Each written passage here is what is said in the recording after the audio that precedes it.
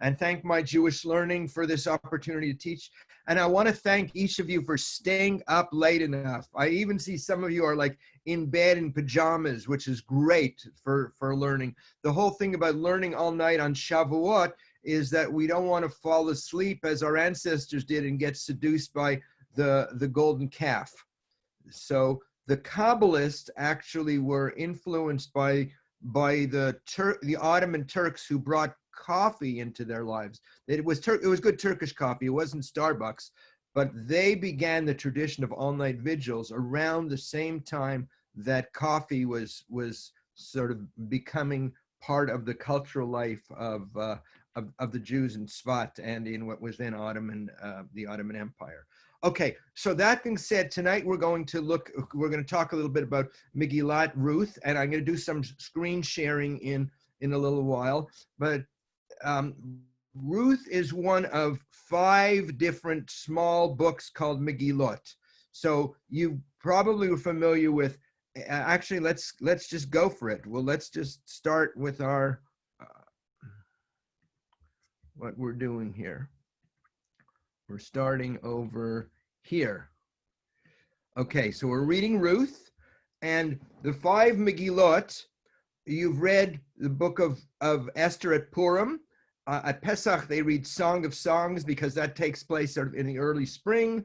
They read Kohelet at Sukkot because it's about living and dying, and the vegetation begins to die in the fall. Lamentations is what we read. We sit on the floor by candlelight on Tisha B'Av, and we read about the destruction of the temple.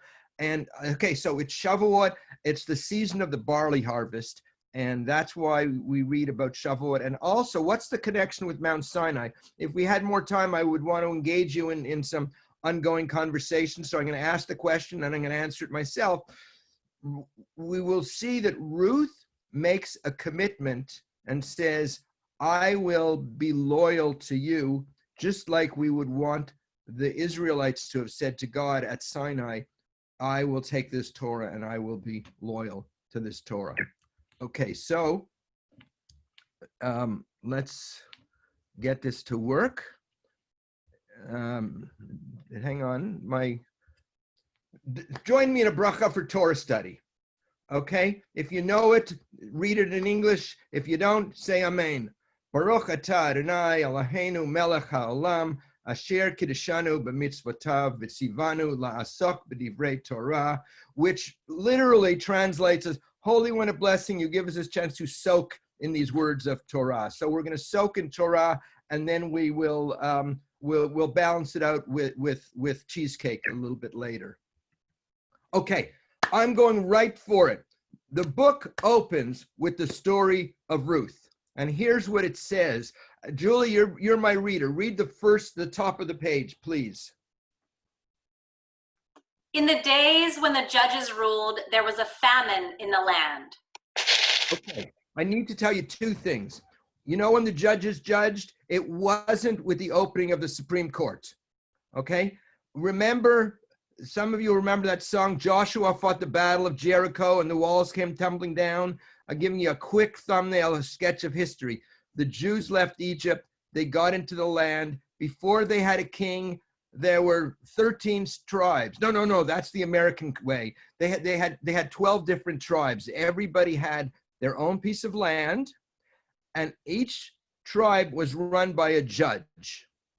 But what's the condition of life?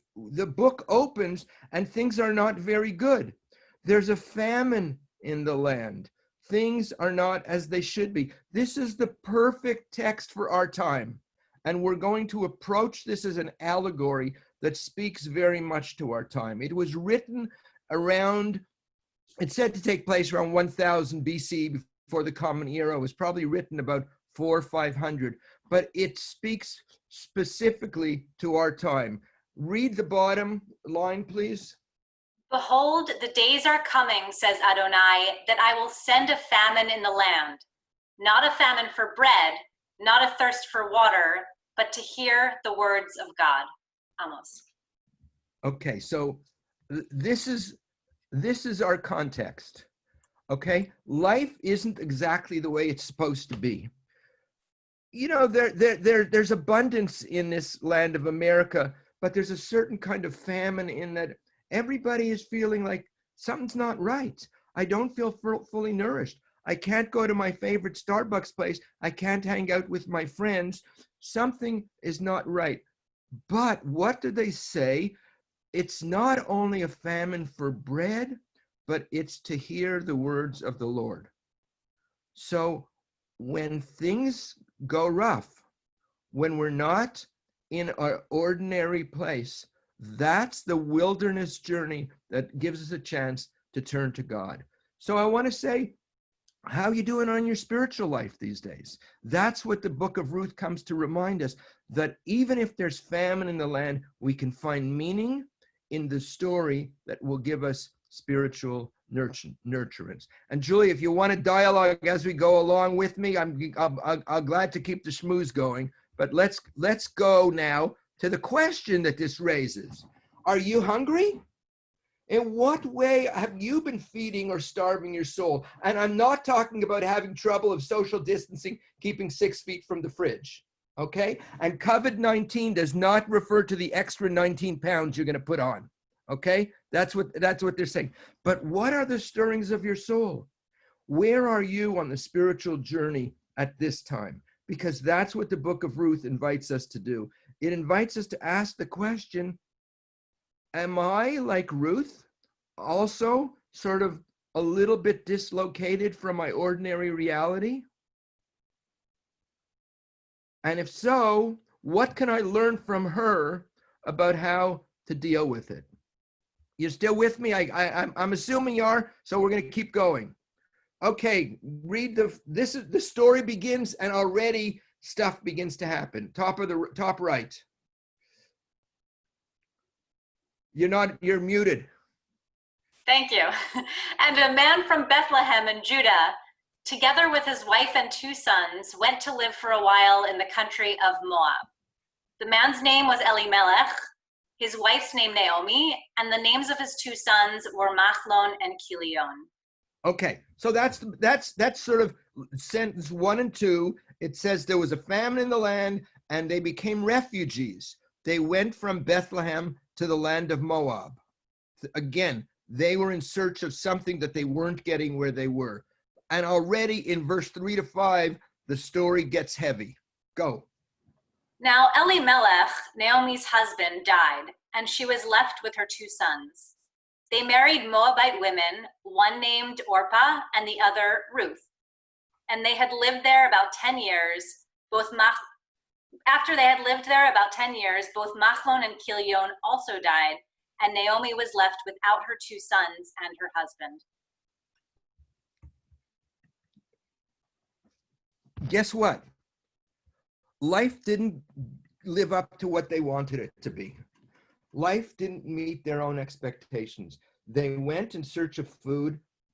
Her husband dies, and her 2 sons die.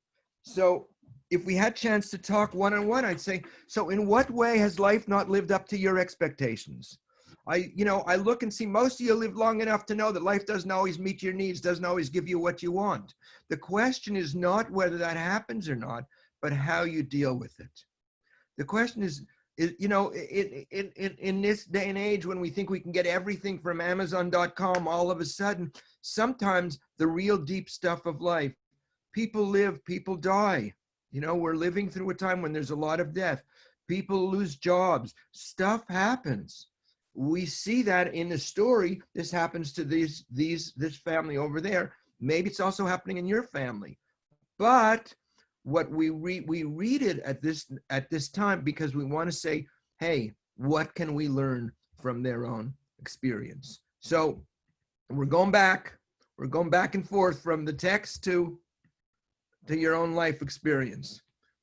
Let's continue. When she heard in Moab that the Lord had come to the aid of his people by providing food for them, Naomi and her daughters-in-law set out on the road that would take them back to the land of Judah. Okay, so this story is an allegory. When there's famine, to go back to the land of Judah is to go, yuhud means to unify. It's to go back to one's own self. It's to go back to the source. They used AAA, as you can see over here, and they took the map, they used a GPS to go from Moab to Judah, but that's a metaphor of how we sometimes have to turn inward, go back to return to the land of your soul. When things get rough, the first stop is self, and unfortunately for me, the first stop is often the fridge, or whatever is your own time waster or addiction of choice. But then eventually you realize, wait a minute, this is not going to solve my problems. I need to go do some really deep soul searching. And as a country, as a culture, as people involved in Jewish life, as a community, we are all collectively involved in a time of soul searching. Okay, so how does she respond? What does Naomi do? Don't call me Naomi, she told them. Call me Mara, because God has made my life very bitter. I went away full, but Adonai has brought me back empty.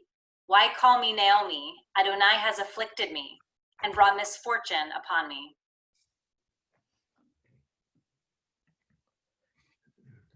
Wait, so let me go exit. It takes me a minute or so to get back to you, but so here's the question. What's she doing here? She's grieving. She's stewing in her stuff. Mara, she's bitter. But the question is she feeling sorry for herself? Is it a pity party? Or is she acknowledging that she's going through grief?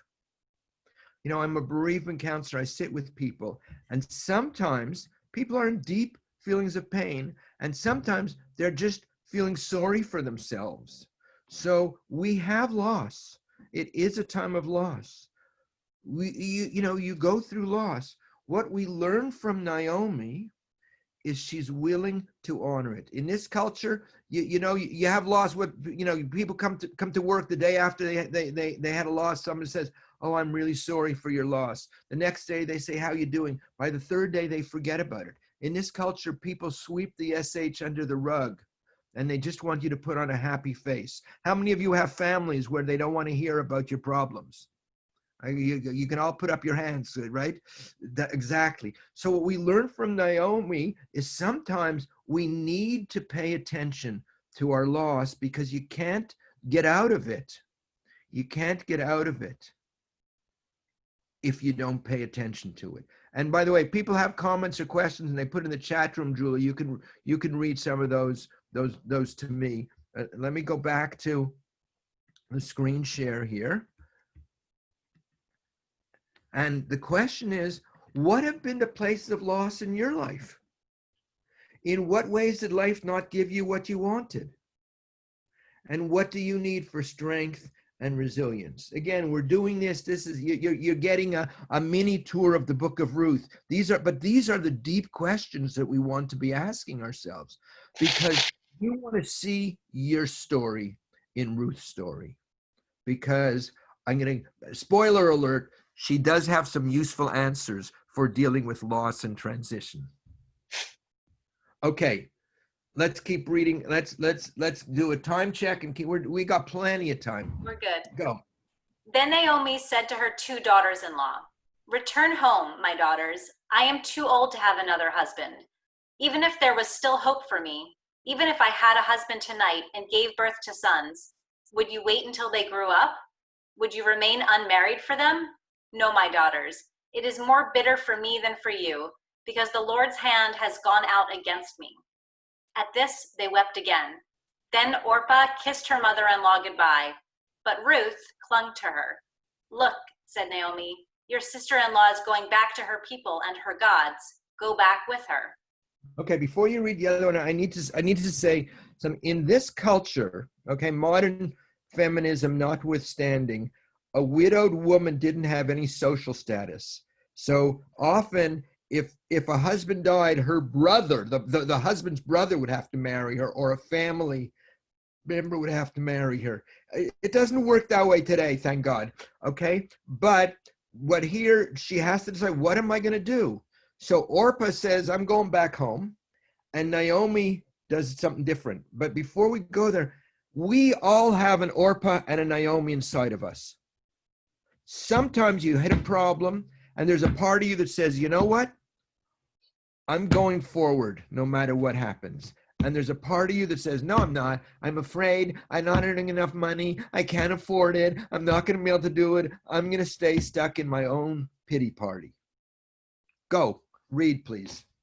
But Ruth replied, don't urge me to leave you or to turn back from you. Where you go, I will go, and where you stay, I will stay. Your people will be my people, and your God, my God.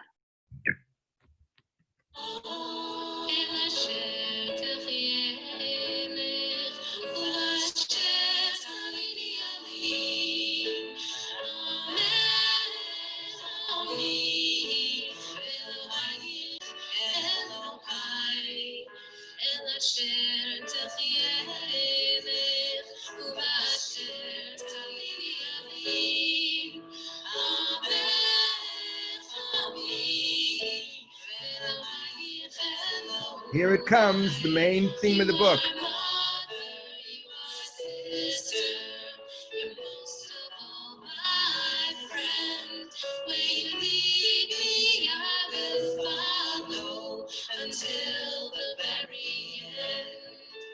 Okay, so we can have a good conversation on this one, but I just want to say this is the theme of the book, that Ruth, in the face of the opportunity to go back home, she declares her loyalty to Naomi. She says, where you go, I will go. Where you'll be, I will be. Your people are my people, and I will never leave. Now listen, the teaching here is not to be Ruth, but the teaching here is to answer the call in your own life the way Ruth answered the call in her life. That was the calling in her life. Where you go, I will go. Where you stay, I will stay. Your people will be my people. Your God will be my God. But are you answering God's call for your life? In what way are you called to go forward? Right now, I want to stop the share, exit, and come back. With all that's going on, life is changing. People are thinking, do I stay in the same career? Do I stay in the same house? How long do I want to live on my parents' basement floor? I have to do something different in my life, right? But we're all being called to go through this time of transformation. The question that's unknown is whether it brings out the worst in us or whether it brings out the best in us. And guess what? How many of you found on the same day you could be the worst and the best, and in between you could be really roaring, ready to go forward, and also sitting in your pity party and feeling sorry for yourself? So this is the human experience. This is the human experience. But we're still in the middle of the story. There may be some positive ending to it. So let's go back to see where it takes us. Okay. So here, this is a very interesting part. We could spend a lot of time with this, but what happens is they go back to Moab, they go back to Judah, and read this and I'll explain it. Julie and I, we've been rehearsing this for weeks, so we're in good tandem here. Now Naomi had a relative on her husband's side from the clan of Elimelech, whose name was Boaz. And Ruth said to Naomi, let me go to the fields and pick up the leftover grain behind anyone in whose eyes I find favor. So she went out and began to glean in the fields behind the harvesters, working in a field belonging to Boaz from the clan of Elimelech. Gleaning grain from the side of the field is like a stimulus check. Okay, in biblical culture, it says, you shall take care of the widow, the poor, and the orphan. And the practice literally was they wouldn't harvest the entire field. They would leave the edges of the field open so that the poor, and here's the poor widow, could come in and glean in the field. But it happened to be somebody who was related to Naomi's late husband. And spoiler alert, somebody from the family has to redeem the widowed Ruth. Okay, let's see where we're going now. Okay, so the story continues, please. So Boaz said to Ruth, "My daughter, listen to me. Don't go and glean in another field, and don't go away from here. Stay here with my servant girls. Watch the field where the men are harvesting. I have told the men not to touch you." So Ruth stayed close to the servant girls of Boaz to glean until the barley and wheat harvests were finished, and she lived with her mother-in-law. Okay, so if we read this story only in its historical context, women in this culture were disempowered. Okay, they hadn't been through 20th century and 21st century Jewish feminism. They hadn't read on being a Jewish feminist yet. All right, so they needed somebody to be able to help them out. But remember, what we're trying to do is see our story in this story. So here's what I want to ask you to think about. In your life, when you've been in a difficult place, have people shown up, either meaningful coincidence or sort of angels who just show up to help you out? I don't know if you remember the Joseph story. Joseph's brothers go out in the field, and Joseph comes out to sees this man on the road, and he says, "Hey guy, have you seen my 11 brothers?" And he says, yeah, they went that way. Remember in the Scarecrow in the Wizard of Oz, he points, you go this way, right? So they point him there. He goes, he meets the brothers. They throw him in the pit. The Ishmaelites come. They take him out of the pit. They sell him to a caravan going down to Egypt. He ends up in prison in Egypt. He interprets dreams. He gets out of prison, and he becomes the CEO of pyramids.com. Okay, and he helps redeem the Israelites. So sometimes in your life, there have been people on the road who said, "Go that way," and you took and you found a job. Go that way, and you found a partner. Go that way, and you found an apartment. So there are, in moments in our lives, if we're following our calling, people show up. Dorothy is on the road. The wizard, the Scarecrow, the Tin Woodman, and the lion show up. Moses has to go to Pharaoh, and his brother Aaron helps him out. Remember in Star Wars, he's on dusty old Tatooine, and a droid falls, and he ends up, he ends up meeting Luke Skywalker, Han Solo, and Princess Leia, who my wife says are the same as Luke. Hans, Luke, and Princess Leia are the same as Moses, Miriam, and Aaron, but in a different story. So the question really is, in your own life, let's go back to this moment here. I'm going to come. Who have been the allies and the benefactors helping you go from famine to sustenance? Who have been the angels and the guides pointing the way for you? And sometimes we listen, and sometimes we turn away and we say, no, that's too coincidental, and we're not willing to hear it. What Shavuot teaches us is we want to be receptive to receiving Torah. We want to be receptive to meeting up with the guides in our life. So I can't leave you halfway on the journey without getting to the culmination, or I'm never going to be invited back here to teach for my Jewish learning, and I'm having such a good time. So we have to keep going, because we still don't know what's going to happen to Ruth. Okay, here's the X-rated. If you have any kids at home, they can't see this. Go. Please. One day, Naomi, her mother-in-law, said to her, "My daughter, go down to the threshing floor, but don't let him know you are there until he has finished eating and drinking. When he lies down, note the place where he is lying. Then go and uncover his feet and lie down. He will tell you what to do." "I will do whatever you say," Ruth answered. So she went down to the threshing floor and did everything her mother-in-law, I can't see the screen anymore, told her to do. Okay, so look, I don't want to get in trouble teaching you this kind of stuff, but this is the way the story is told. Modern interpretations say that Ruth and Naomi had a lesbian relationship, but I'm not doing that talk today. But at least in this story, there's something in the way that Ruth follows the wisdom granted to her by Naomi, who is her protector, and is cared for in some way by Boaz, and they hook up, and something happens. And what happens, we'll find out.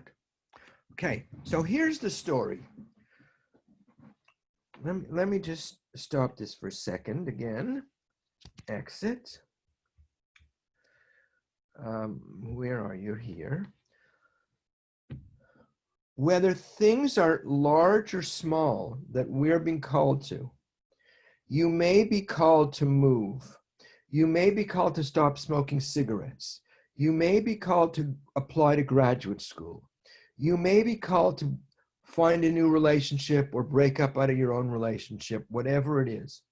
But the things that we're called to do have implications in the world. God didn't make human beings just randomly. In your own way, whether large or small, whether it means cleaning up the crap that you've been storing in your basement for all these years, or whether it means writing the book or writing the song that you've been meant to write, somewhere there's something incubating in all this. This pandemic story is both bringing out people's mishigas, people's craziness, but the creativity that's underneath it, the things that are popping, even, guess what? There are more people doing a Tikkun Leil Shavuot on Zoom tonight than at any other point in the history of the Jewish people. There have never been so many people. If Moses came around and he saw all these little squares and they said, what is this? He said, we're studying Torah. He would say, they're studying Torah? Really? Didn't look like Torah was for the rabbis. Doesn't look for most, but stuff is happening, and a lot of this stuff is going to continue after we get back to normal, God willing, one day. You know, somebody said they did a funeral, they did a Shiva visit, and there were people from all around the world.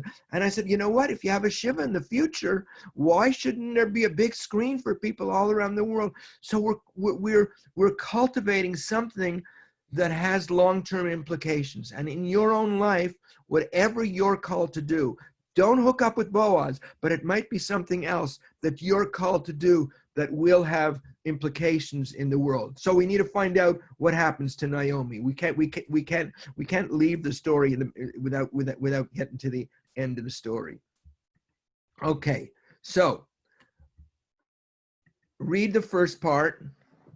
Okay, so Boaz took Ruth and she became his wife. Then he went to her, and the Lord enabled her to conceive, and she gave birth to a son. Okay, you're old enough to know what happened here, right? Okay, so what happens, we're going to be talking about, you know what, let's do it. You read one line and I'll read one line. This rather than you read it off. Okay. This then is the family of Perez. Perez was the father of Hezron. And Hezron was the father of Ram. Ram the father of Aminadav. And Aminadab the father of Nachshon. Nachshon the father of Salmon. And Salmon the father of Boaz. Boaz the father of Obed. Obed the father of Jesse. And Jesse the father of David. Okay, so something very specific is happening here. If you remember, on Havdalah we sing Eliyahu Hanavi, Eliyahu HaTishbi, Eliyahu from Tishbi, Bimhei Rabbi Yameinu, quickly in our days, he will come to us with Mashiach ben David, with the Messiah from the house of David. And in our house we say Mashiach bat Ruth. So Ruth becomes the progenitor of the line of King David, which brings about the lineage of the Mashiach. In other words, Ruth following her destiny has impact not only in her own life, but for world transformation. Because God willing, one day Mashiach will come and we'll be able to eat as much cheesecake as we want, and it'll be diet free. Okay, so what we have here is a story of somebody who is a refugee, who is a stranger, who is dislocated, who is dealing with death, with not being able to go to meet up with her friends or children or whatever it is, or not being able to go and have a cup of coffee even at Starbucks, right? Ruth and Naomi are like we are. Things are not normal. Things have changed. But what does she do? She trusts her intuition. She follows her destiny, and it makes a difference in the world. So on Shavuot, we learn about Ruth because we want to be inspired to hear what is the Torah for our own life this year. They say, there was a Rebbe who said, why do we call it Zman Matan Toratenu? Shavuot is the time of the giving of the Torah. And the answer is because the giving of they say, why is it the giving of the Torah rather than the receiving of the Torah? The answer is the Torah is given at Sinai, but the receiving of the Torah happens every single day, every single time. So to end, what I want to say and leave you with this question really is, what's the new life that's been called to birth for you in this season?